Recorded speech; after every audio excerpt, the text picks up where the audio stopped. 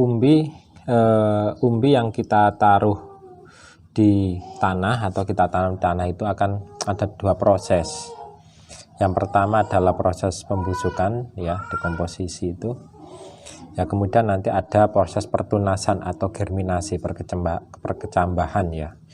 Jadi, nah, kalau dia belum cukup umur, ya, belum cukup umur untuk dijadikan bibit dan dipaksakan menjadi bibit.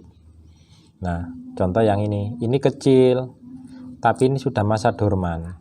Nah, nanti teman-teman bisa lihat, ya, di bagian bawah video ini, di bagian deskripsi, itu nanti insya Allah akan kita sediakan link-link yang nanti tinggal klik, itu sudah akan menuju dari video-video kita bagi yang membahas terkait talas Jepang 1 IMO, sehingga nanti teman-teman dapat pengetahuan, dapat pengalaman yang benar bagaimana seharusnya berbudidaya 1 IMO, dan itu insya Allah adalah berdasarkan pengalaman kita di lahan langsung.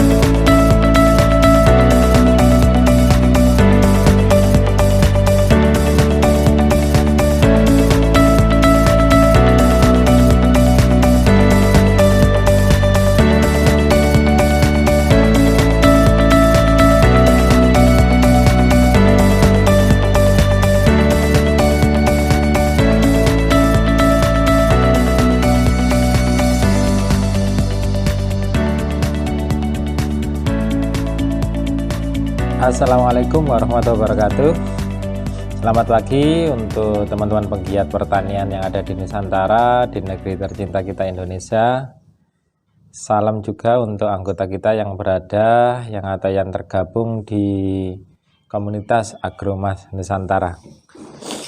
Ada hal penting lagi yang ingin saya sampaikan terkait masalah talas Jepang Itomo atau 1 IMO, yaitu terkait masalah umbi, ya. Jadi ini adalah tambahan penjelasan terkait masalah umbi, yaitu ini saya kira sangat penting. Kenapa? Karena hasil hal penting yang harus diperhatikan ketika kita mau menanam 1 IMO itu adalah salah satu yang menentukan di samping faktor lingkungan, ya, baik itu lingkungan hidup, ya, manusia, hama, penyakit, maupun lingkungan mati, yaitu terkait kondisi lingkungan, entah itu cuaca, iklim, dan lain-lain. Maka faktor yang terpenting lain yang harus menjadi perhatian kita adalah terkait masalah bibit, ya, atau umbi bibit. Nah, di sini saya ingin memberi satu edukasi yang sangat penting supaya nanti teman-teman yang mulai menjadi pegiat atau pecinta tanaman talas 1 IMO tidak salah dalam memilih masalah umbi bibit. Jadi umbi dari 1 IMO itu secara garis besar kita bedakan menjadi 2, yaitu umbi hasil panen yang itu nanti kita jadikan sebagai umbi konsumsi, ataukah nanti umbi yang kita jadikan untuk bibit. Nah, secara sekilas memang sama, yaitu sama-sama dari umbi 1 IMO. Tapi yang membedakan di sini adalah masalah umur panen, ya. Umur panen dan juga ciri-ciri fisik, bagaimana sebaiknya umbi 1 IMO yang bisa kita jadikan bibit. Ini juga penting karena nanti teman-teman yang belum kenal betul dengan 1 IMO, artinya baru mulai mencoba tanam, supaya nanti juga tidak beli kemudian mendapatkan umbi bibit yang sebenarnya itu memang benar 1 IMO, tapi ternyata sebenarnya tidak memenuhi syarat untuk menjadi umbi bibit karena dia masih masuk kategori sebagai umbi konsumsi. Nah, secara paling mendasar yang ini saya kasih contoh ya. Jadi ini ada beberapa umbi yang memang, nah ini besar, ini juga umbi 1 IMO ya. Ini juga ada umbi anak atau umbi cucu ya. Kemudian juga ini umbi 1 IMO agak kecil. Ini sama juga, ini adalah umbi 1 IMO ya. Nah, ini lebih kecil lagi, ini juga umbi 1 IMO. Nah, contoh realnya seperti ini ya. Nah, ini umbi 1 IMO, ini juga umbi 1 IMO ya. Nah, apa perbedaannya? Yang paling mendasar ketika teman-teman membedakan mana itu umbi konsumsi dengan umbi yang akan jadikan bibit adalah pertama dalam masalah umur panen. Ini yang kadang tidak bisa ditawar. Jadi sering kita sampaikan contoh seperti ini ya. Ini adalah umbi untuk konsumsi ya. Walaupun secara penampilan dia mungkin lebih besar daripada umbi yang saya pegang di tangan kiri saya ini ya, tapi ini sudah beda. Jadi umbi konsumsi yang ideal untuk tanaman 1 IMO itu adalah ketika dia umur 4 sampai 4,5 bulan ya. Kenapa seperti itu? Karena itu waktu yang paling pas bagi teman-teman yang mau mengkonsumsi 1 IMO ya, dimana salah satunya nanti juga belum masuk masa dorman. Yang kedua, daging buahnya juga ideal karena mulai dari tepi pinggir sampai tengahnya nanti, terutama yang bagian tengah belum mengeras ini. Nah ini saya kasih contoh ya. Jadi ini besar tapi ini bisa tergolong umbi konsumsi ya. Nah, itu secara daging. Nah, secara masa dorman, masa dormasi benih ya istilahnya, umbi seperti ini juga belum keluar mata tunas. Ini nanti kalau dipaksakan menjadi umbi bibit ya, bisa jadi di lahan yang terjadi adalah yang terjadi apa? Yang terjadi adalah karena umbi ini adalah sesuatu yang kita tanam di dalam tanah. Sementara di dalam tanah sendiri kita tahu bangsa tanaman umbi-umbian ini sangat rentan dengan namanya hama tular tanah ya, atau penyakit tular tanah. Nah, yang jelas nanti umbi yang kita taruh di tanah atau kita tanam di tanah itu akan ada 2 proses. Yang pertama adalah proses pembusukan ya, dekomposisi itu ya. Kemudian nanti ada proses pertunasan atau germinasi, perkecambahan ya. Jadi nah, kalau dia belum cukup umur ya, belum cukup umur untuk dijadikan bibit dan dipaksakan menjadi bibit. Nah, contoh yang ini kecil tapi ini sudah masa dorman. Nah, tandanya ini sudah ada tunasnya ya. Jadi ini nanti kalau kita paksakan menjadi bibit ya, maka resiko pembusukan di lahan lebih besar daripada resiko pertunasan atau perkecambahan atau germinasinya ya. Sebaliknya, kalau dia walaupun kecil ya, dia sudah cukup umur, sudah masa dorman, dan apalagi kalau sudah keluar tunas seperti ini, ketika kita tanam di lahan, maka potensi untuk menjadi tunas baru ya, dia lebih besar daripada potensi pembusukannya. Nah, ini. Jadi, nah, kadang besar kecilnya umbi itu tidak menjadi menjadi satu jaminan bahwa nanti umbi yang besar itu nanti lebih bagus atau lebih baik kita jadikan bibit. Tidak.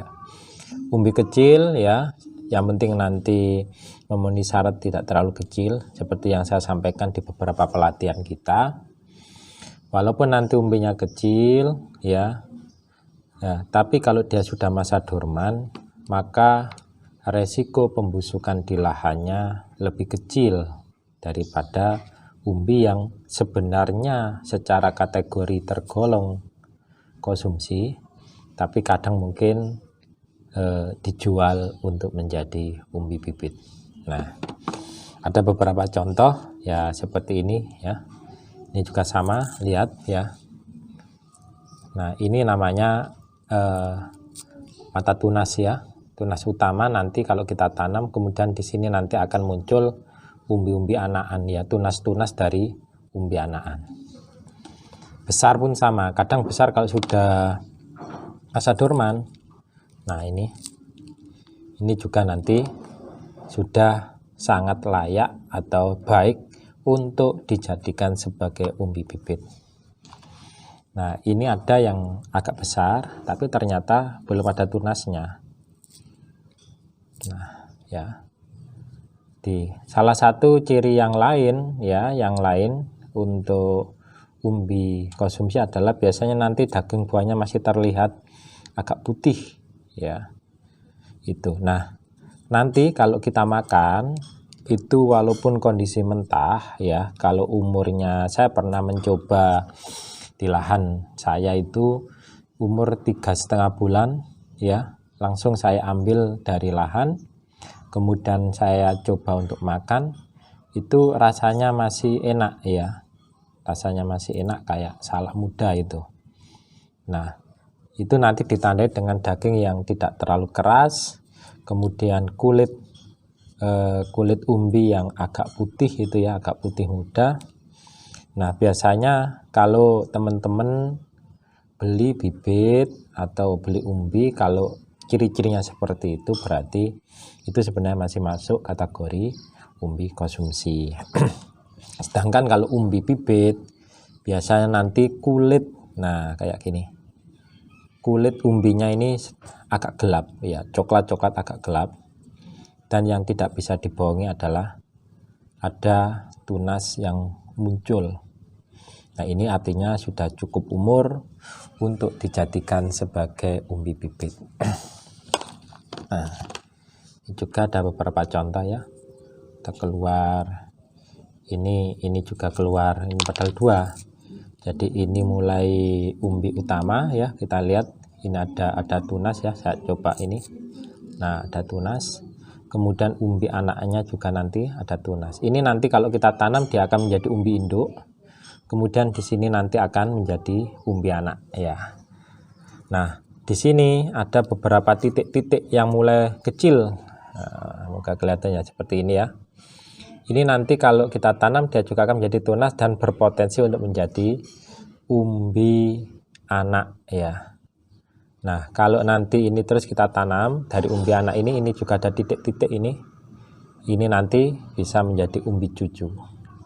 Ini yang harus teman-teman pahami supaya nanti dalam memilih umbi ya, apakah umbi nanti harus saya konsumsi ataukah nanti saya tanam, itu nanti bisa mendapat umbi yang tepat dan yang benar ya.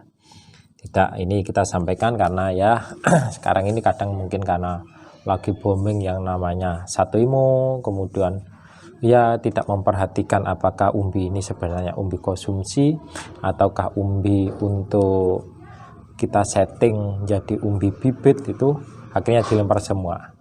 Apa yang terjadi ketika teman-teman yang masih pemula, yang belum paham betul seluk-beluk terkait Satoimo, dia membeli umbi konsumsi, ditanam di lahan, tingkat persemaiannya ya, tingkat pertunasan waktu di persemaiannya itu akhirnya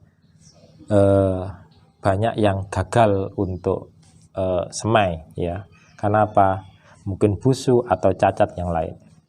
Walaupun sebenarnya itu adalah beberapa syarat, salah satu dari sekian syarat untuk umbi bibit yang bisa kita ambil atau kita jadikan bibit Satoimo, tanaman Satoimo. Ya, beberapa syarat yang lain, misalnya kita harus bisa mengecek kondisi umbi, apakah di situ ada jamur. Biasanya nanti hifa putih-putih itu ya, nanti itu potensi atau resiko. Sebenarnya umbi sudah membawa jamur ya, mungkin kena fusarium atau apa, itu biasa ditandai dengan serabut-serabut putih. Nah itu kalau menemui seperti itu, nanti bisa kita cuci hama dengan fungisida, baik itu yang organik atau yang lain ya. Itu kita harus sterilkan dulu, karena itu nanti kalau dipaksakan ya, atau kita kurang teliti, sebenarnya umbinya sudah membawa potensi jamur tapi tetap kita tanam, maka nanti resiko serangan jamur di lahan pun nanti akan sangat tinggi ya. Nah, umbi seperti ini kalau kita semai biasanya nanti umur 20-25 sudah keluar 2 helai daun ya. Nah itulah ketika umur 20, 25 atau 30 hari setelah kita penyemaian, itu waktu yang paling pas untuk kita pindah tanam pada area lahan yang lebih luas, lahan dari budidaya satu ilmu kita ya. Insya Allah itu. Nah teman-teman, beberapa video yang lain yang memberikan satu edukasi, baik itu dari pengalaman saya pribadi atau teman-teman dari penggiat satu ilmu, insya Allah di bawah video ini itu ada deskripsi video yang memuat beberapa link dari unggahan-unggahan video yang membahas terkait satu ilmu kita. Nanti teman-teman bisa lihat ya di bagian bawah video ini, di bagian deskripsi itu nanti insya Allah akan kita sediakan link-link yang nanti tinggal klik, itu sudah akan menuju dari video-video kita bagi yang membahas terkait talas Jepang satu ilmu, sehingga nanti teman-teman dapat pengetahuan, dapat pengalaman yang benar bagaimana seharusnya berbudidaya satu ilmu, dan itu insya Allah adalah berdasarkan pengalaman kita di lahan langsung. Teman-teman, jika memang penjelasan ini nanti bermanfaat, mohon ya ini nanti bisa video atau channel kita bisa dibagikan kepada yang lain ya, supaya nanti bisa memberi manfaat, memberi penjelasan yang benar kepada teman-teman pegiat pertanian yang ada di Indonesia ini. Mohon untuk kesetiaan untuk subscribe dan bagikan, sehingga nanti video ini bisa semakin memberi manfaat dan kita juga semakin semangat untuk menyampaikan beberapa pengalaman-pengalaman di lahan, sehingga nanti bisa menginspirasi, bisa memberi satu kasanah keilmuan bagi saudara kita yang lain. Selamat pagi, selamat beraktivitas ya. Alhamdulillah kita sudah ada di penghujung tahun. Semoga keberkahan senantiasa menyertai kehidupan kita.